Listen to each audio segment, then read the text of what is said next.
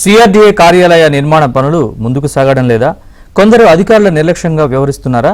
అమరావతి నిర్మాణంలో కీలకంగా ఉన్న సిఆర్డీఏ కార్యాలయానికి మోక్షం ఎప్పుడు?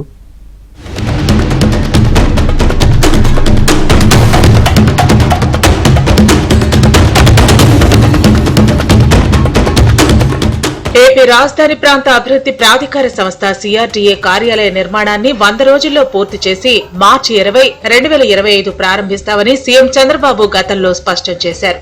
ఈ విషయాన్ని స్వయంగా ఆ భవనాల నిర్మాణ పనుల పునః ప్రారంభ రోజున మీటింగ్ పెట్టి మరీ ప్రకటించారు.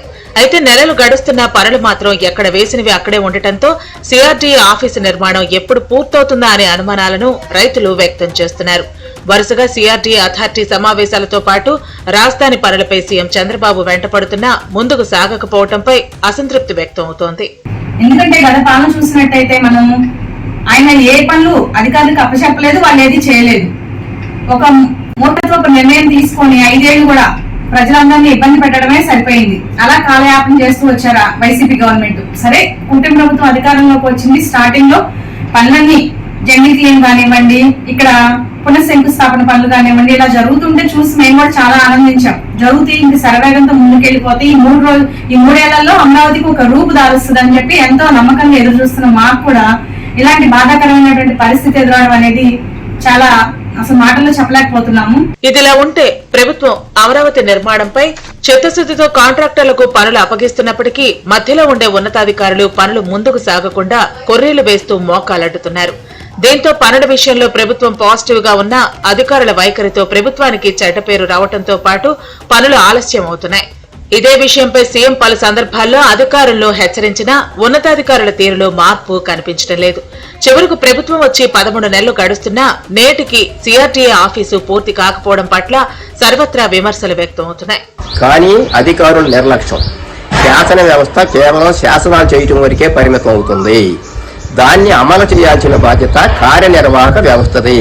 కార్యనిర్వాహక వ్యవస్థ నడిపిస్తున్నటువంటి అధికారులు తీవ్ర నిర్లక్ష్యం, తీవ్ర జాప్యం వల్లే నిర్మాణ పనులన్నీ కూడా నత్తనడకలు కొనసాగుతున్నాయి.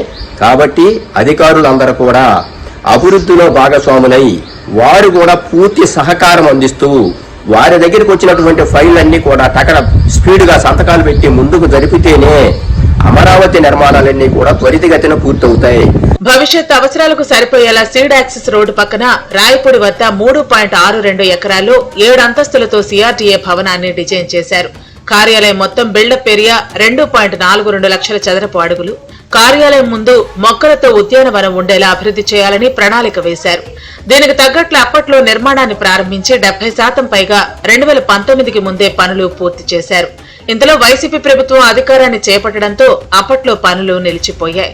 2024లో తిరిగి కూటమి ప్రభుత్వం అధికారాన్ని చేపట్టడంతో సీఎం స్వయంగా ఈ భవనం పునః ప్రారంభ పనులకు శ్రీకారం చుట్టారు. కాంట్రాక్టర్లకి తిరిగి మళ్లీ బాధ్యతలు అప్పగించి ఇక్కడ పనులు పునరుద్ధరణకు శ్రీకారం చుట్టడం జరిగింది. పనులన్నీ ఊపందుకొని అన్ని బాగానే జరుగుతున్నాయని మేమంతా బాగా సంతోషిస్తున్నాం.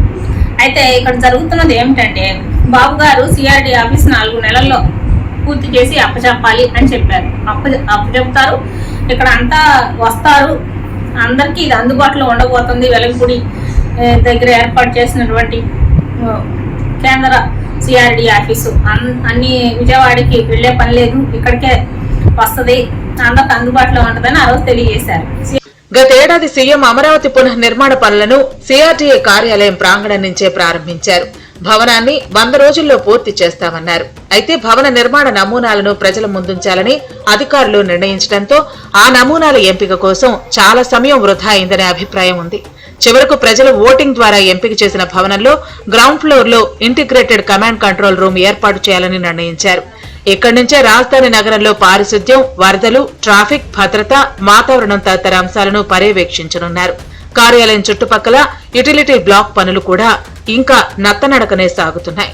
రాజధాని అమరావతి నిర్మాణం విషయంలో ముఖ్యమంత్రి ఆశలు, ఆకాంక్షలకు తగినట్లుగా నిర్మాణ పనులు జరగటం లేదనే వాదన ఉంది. ఓవైపు కాంట్రాక్టర్లను ప్రభుత్వం వెంటపడుతున్నా అధికారులు మాత్రం కొర్రీలు వేసి పనులను సాగనివ్వటం లేదనే విమర్శలు ఉన్నాయి.